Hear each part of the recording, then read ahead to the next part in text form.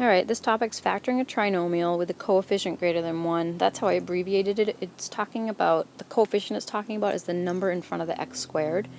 I did another video where if you have a 1 in front of the x squared, I show you how to factor trinomials, and you really need to have that mastered before you can do this one. If you have that down, we're just going to follow the same steps over and over, and you'll see that following these steps makes it so easy. Alright, so let's just start off with an example. Let's do 2x squared. So notice that the number in front of the x squared isn't 1, it's a 2, plus 7x plus 5. Okay, so the first thing we want to do is we don't want the 2 there. Even though it is there right now, that's okay. We're going to come back and we're going to multiply our c value or a constant by 2. So now we just have x squared, the 7x hasn't changed. And what's 5 times 2? 10. Now what you do is you factor this. Again, if you haven't done this yet, go back and look at my video and do some practicing. 10, what multiplies to give us 10? We have 10 and 1 and 5 and 2. And this plus says which ones add to give us 7. Well, it's going to be 5 and 2. We put those in. The 7x is positive, so these guys both need to be positive. If you didn't understand that last little blurb I did for this last step, go back and look at my video. Now what we do is, remember the 2 that we kicked out earlier? We're going to bring it back. And where do we put it? We put it in front of this x and in front of this x. So now we have this, 2x plus 5 and 2x plus 2. The very last step that we do, excuse me, is we look at each parentheses. Is there anything that we can reduce the 5 and the 2 with? No, there's nothing common to those. So we're going to rewrite that as it is. We look at our second parentheses and do the same thing. What's common to 2 and 2?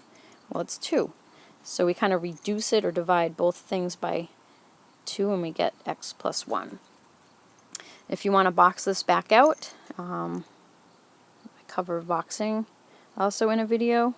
It's called Multiplying Binomials and Trinomials Together. But I'll just show you that this system does work. 2x times x gives us 2x squared. 5 times x gives us 5x, 2x times 1 gives us 2x, and 1 times 5 gives us 5. When we add all these together, any like terms combine to that, and we end up with exactly what we had. So this is a really strategic way to solve these factoring when your coefficient isn't 1. I love this method because when I was a kid, way back in the Stone Ages, I never knew this trick, and honestly we had to guess and check and guess and check. And with this particular factoring, this trinomial isn't too bad because we start with 5 being a prime number and 2 being a prime number, but when you have numbers that have a lot of factors for those two, it can take quite a while and it takes a lot of patience. Alright, let's try another one here. Slide that all up. Alright, second example, let's do 2x squared plus 9x plus 4. I hope you're writing this down in your notebook. I hope you have the last example too. Once you do it a few times, if you have some solid examples in your notes, if you get assessed on this in another month and you can go back to your notes and look at it, the better notes that you've taken now, the better off you'll be able to follow them later. Alright, so we want to get rid of this 2. We get rid of it by just multiplying by the 4. That's it. Not sure why this trick works, but it makes me very happy.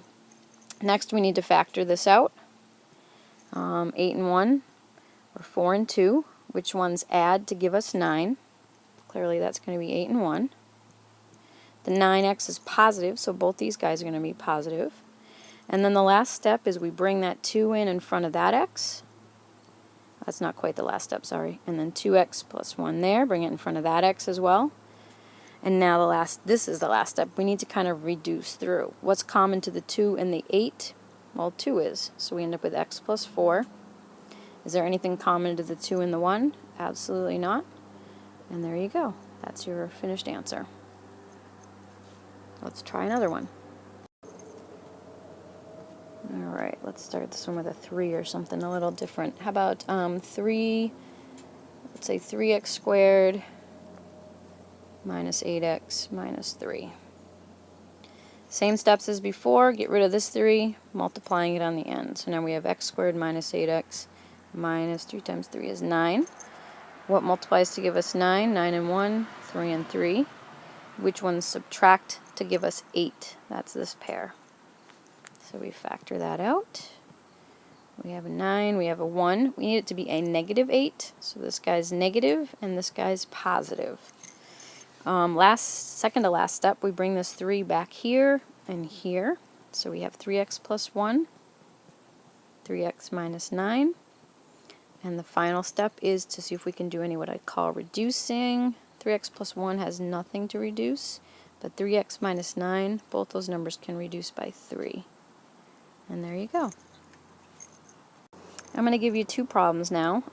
What I'd like you to do is to write them down in your notes, hit the pause button, and then come back and see if you got the same answers that I get. So here's the first one, 4x squared plus x minus 5. And let's do, I don't know, how about 5x squared plus 2x minus 3. Alright, so copy those down, hit your pause button, and then come back and see if we got the same answers. Okay, this one here, x squared plus x minus 20. To factor that out, 20 and 1, 10 and 2, 4 and 5. Which ones subtract to give me 1x here? That'll be my 4 and 5. And I need it to be a positive 1. So I need a plus 5 and a minus 4. Now I bring the 4 back in front of the x's. And then I need to see if I can reduce any of the parentheses. So this guy, I can reduce both of those by 4, so I end up with x minus 1. No change to the second parentheses. And there you go for that one. Alright. This one here, I need to get rid of the 5. I just multiply it by the last one, the last number. 5 times 3 is 15. What times what gives me 15? I got 15 and 1. 5 and 3. Which one subtracts to give me 2? Excuse me, that's going to be my 5 and 3. I need it to be a positive 2x, so my 5 will be positive, my 3 will be negative. Now I bring the 5 in front of both x's. And last step, see if I can quote-unquote reduce. This one will, and that one will not. And there you go. If you have any questions with any of those, come find me. This trick is awesome. There are times when they're going to throw some of these curveballs at you. It doesn't happen often, but this trick, like I said, it's concrete. If you've taken good notes, you can flip back to it and you'll be able to follow your notes again anytime you need it. And it's so beautiful compared to the way that I just remember not struggling so much. It's just you had to have so much patience to figure them out sometimes. So, all right, I hope this helped, and thanks for listening.